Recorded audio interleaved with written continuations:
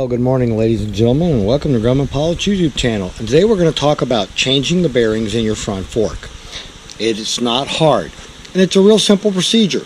Take the old bearings out, take a new bearing, and you're going to take a new bearing like this and put the two of them in. So we would like to ask you please subscribe, hit the like button, and hit the notify to stay current with our content.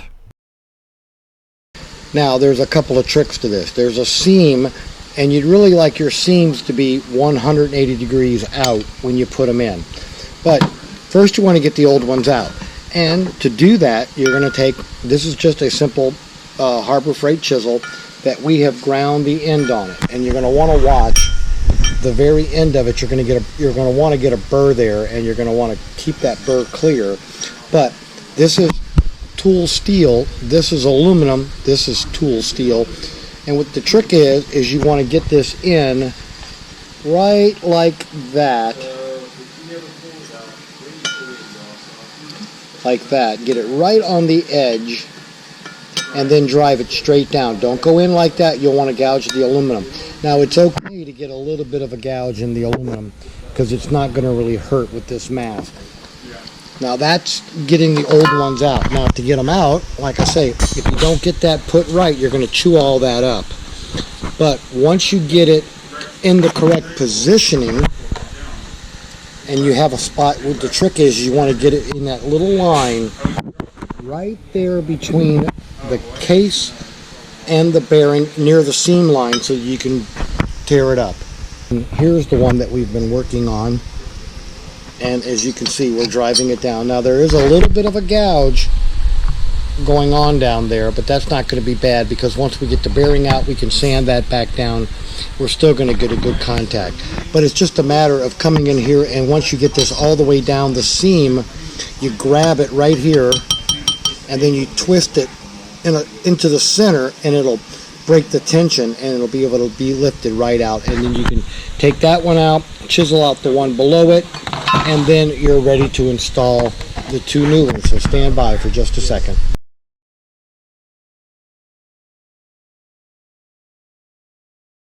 Okay, let's take a minute and take a real good look at the bearing. As you see, it's got a yellow coating on the inside, it's got a hole for registration, and it's got a seam line right down the back.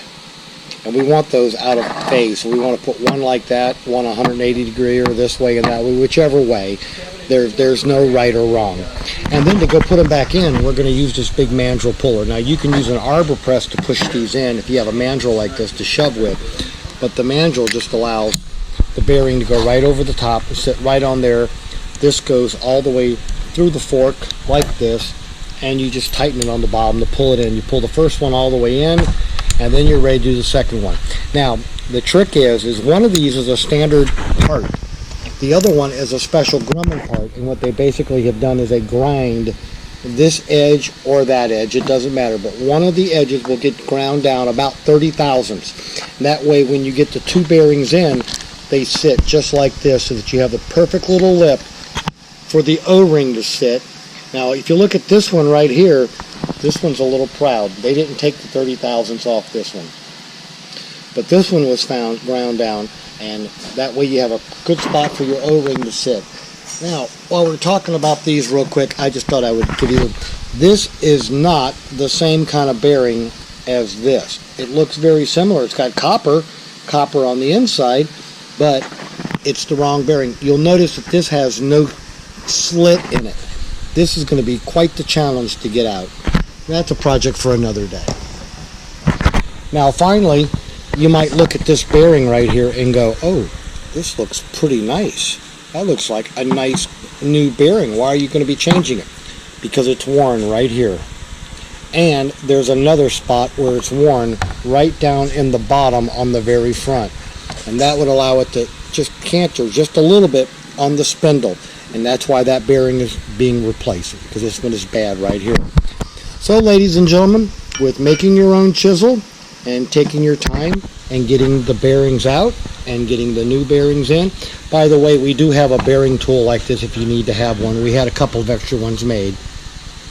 We figured folks would want them.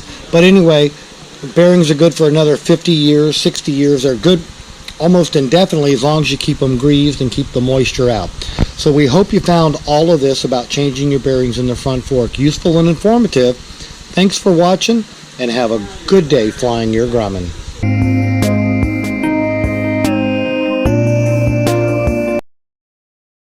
And in addition, as a little treat, about 3 o'clock in the morning when I'm doing web work and other stuff, here's my cat coming down, playing with a mouse and meowing and just having a good time with me in the wee hours of the night. So I thought I'd throw this into you as a little treat. Y'all please enjoy.